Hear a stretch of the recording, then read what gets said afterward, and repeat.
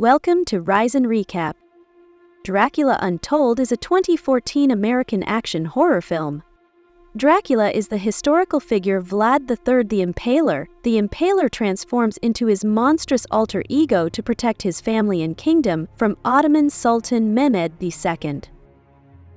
As a child, he was enslaved by the Turkish Empire and trained to be a soldier in the Sultan's elite Janissary Corps, where he became their most feared warrior, nicknamed the Impaler, after slaughtering thousands.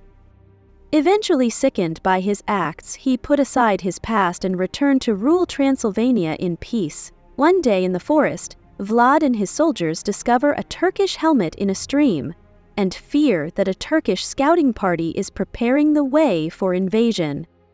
They follow the stream to a high mountain cave.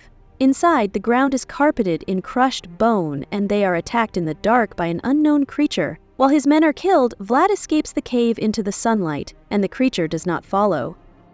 Returning to his castle, Vlad finds out from a local monk that the creature is a vampire, once a man who made a pact with a demon in return for special powers.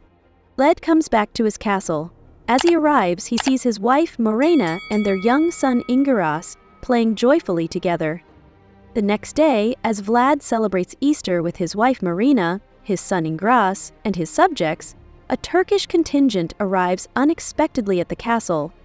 Vlad offers them the usual tribute payment of silver coins, but the emissary notes that a battalion of Turkish scouts has gone missing, implying that Vlad has had them killed, and demands an additional tribute of 1,000 boys for the Janissaries.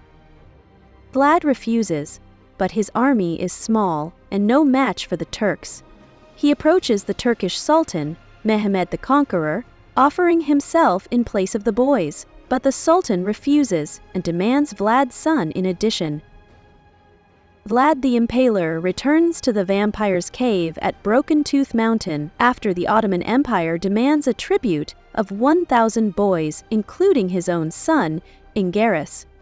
Desperate to protect his people and family, Vlad seeks the help of the master vampire imprisoned within the cave.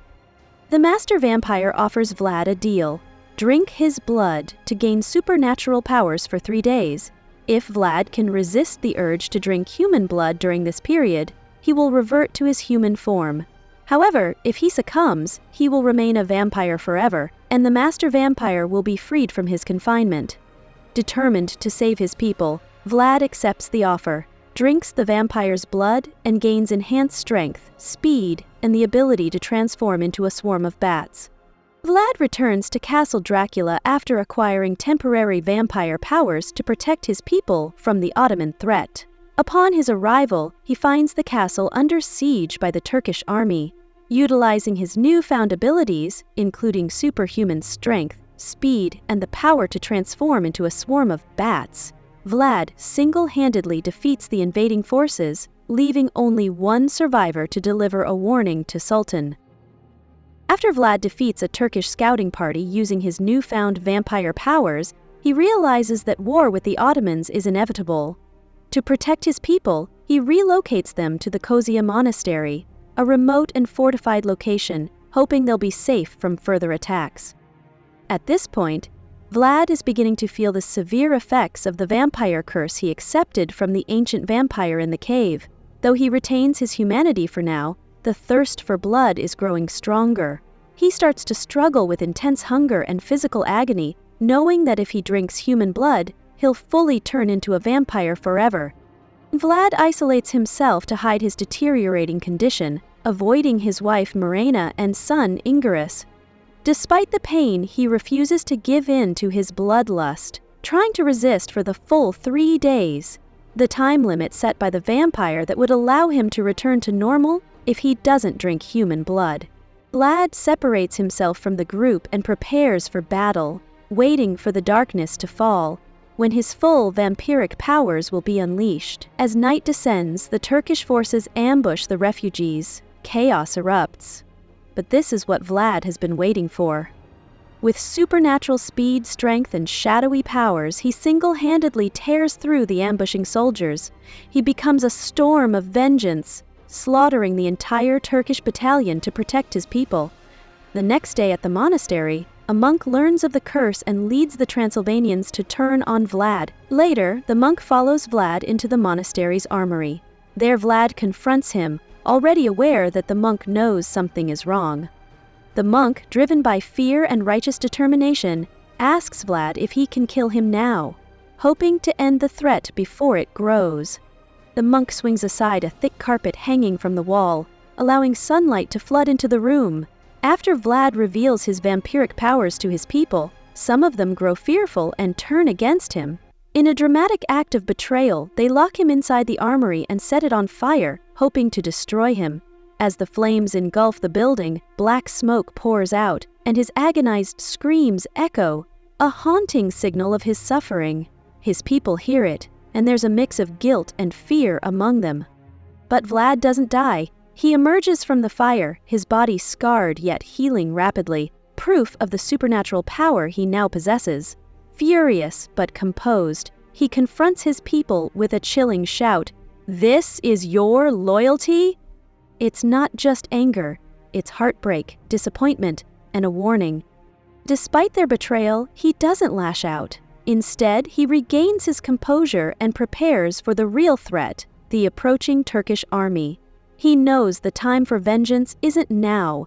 That night, the Turkish army marches on the monastery. Vlad commands an enormous swarm of bats to repel them. Then, with a commanding roar, Vlad sends the bats hurtling toward the enemy army. The bats descend like a living storm, overwhelming the soldiers with sheer numbers and ferocity. They tear through the ranks, smashing siege weapons, knocking men off horses and dragging entire units into chaos. The Turkish army, unprepared for such an unnatural assault, is thrown into panic and disarray. However, the soldiers are actually a decoy force, allowing a handful of Turks to infiltrate the monastery and kidnap Ingaraz. Mirena falls from the edge of the monastery. Vlad, heartbroken, leaps to catch her, but he fails. He cradles her broken body as she lies dying in his arms. Her final breaths, Mirena begs Vlad to drink her blood. She knows he is growing weaker, his powers fading with the curse's deadline approaching. She pleads with him, not for herself, but for their son, urging Vlad to embrace the darkness permanently so he can save the boy from the enemy. With pain in his eyes and blood on his lips, that Vlad drinks from his wife, sealing his fate as a true vampire forever. However, a smaller contingent of Turkish soldiers infiltrates the monastery, massacring many inhabitants.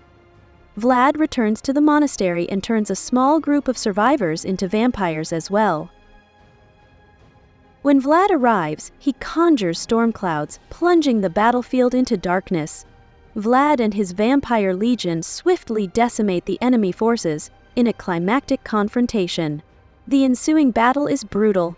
Vlad and his vampire legion decimate the Ottoman soldiers, while Vlad himself goes after Mehmed, who is holding Ingaraz captive.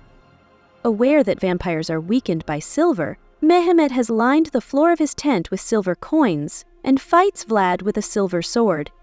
He overpowers Vlad and prepares to impale his heart with a wooden stake, but Vlad turns into a flock of bats and evades him. Taking the name Dracula, son of the devil, he kills Mehmed and drinks his blood. As they leave Mehmed's tent, it's clear the vampire army has lost all traces of their humanity. One vampire attempts to drink the blood of Vlad's son, Ingaraz, prompting Vlad to react with fury. He impales the vampire and declares, "Never forget who I am. I am Vlad the Impaler."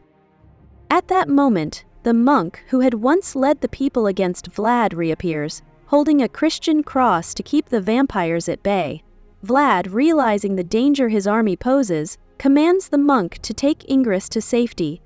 In a final act of redemption, Vlad uses his power to clear the black clouds that shield the vampires from the sun.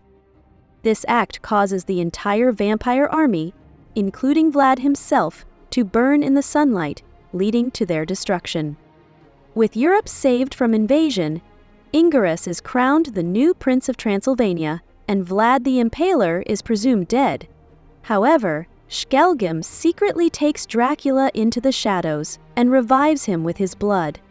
In the present day, Vlad meets a woman named Mina, who strikingly resembles Marina in the streets of a modern city, and they have a conversation about a line of poetry they have in common. The vampire who cursed Vlad watches them from afar and anticipates what he has planned for Dracula in the future, saying, "Let the games begin." If you like this kind of content, just hit the like and subscribe button for more future videos.